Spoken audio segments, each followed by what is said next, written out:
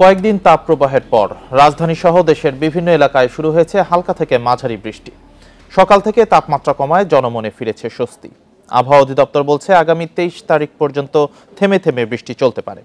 এছাড়া কিছু এলাকায় শিলাবৃষ্টিও হতে পারে। টানা কয়েকদিন গরমের পর সকালে রাজধানীর আকাশ ছিল মেঘলা।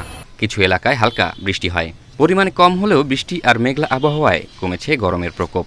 স্বস্তি মিলেছে নগরবাসীর। বৃষ্টি হলে মানুষ একটু স্বস্তি পায়। যে গরম পড়ে যে অবস্থা, মানুষ তো অসুস্থ হয়ে যায়। গরম একটু খারাপ লাগছে, এখন ঠান্ডা দিলে তো ভালোই লাগবে। আবহাওয়া অফিস বলছে আগামী কয়েকদিন ময়মনসিংহ, চট্টগ্রাম ও সিলেট বিভাগের কিছু কিছু এলাকায় দমকা ও ঝড়ো হাওয়া সহ বৃষ্টি এবং বজ্রসহ বৃষ্টি হতে পারে। এছাড়া ঢাকা, রংপুর ও বরিশাল বিভাগের 2-1 জায়গায় শিলাবৃষ্টিও হতে পারে।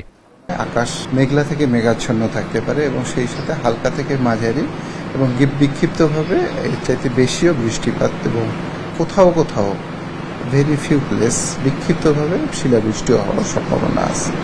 বৃহস্পতিবার পর্যন্ত দেশের বিভিন্ন এলাকায় থেমে থেমে বৃষ্টি হতে পারে। এরপর আবারও মৃদু থেকে মাঝারি তাপপ্রবাহ শুরু হতে পারে বলে জানিয়েছে আবহাওয়া অফিস। বৃষ্টিপাতের প্রবণতা যখন বৃদ্ধি পাবে, চলমান যে তাপপ্রবাহ এটা প্রশমিত হয়ে যাবে। যখন বৃষ্টিপাতের পরিমাণটা কমে আসবে তখন আবারও দেখা যাবে যে দীর্ঘমেয়াদী না হলেও স্বল্প মেয়াদী তাপপ্রবাহ আবার আসতে পারে। এ সময়ে বঙ্গোপসাগরে একটি লঘুচাপ সৃষ্টি হতে পারে বলেও জানানো হয়েছে আবহাওয়ার পূর্বাভাসে। জাহিদুল ইসলাম, ইন্ডিপেন্ডেন্ট নিউজ, ঢাকা।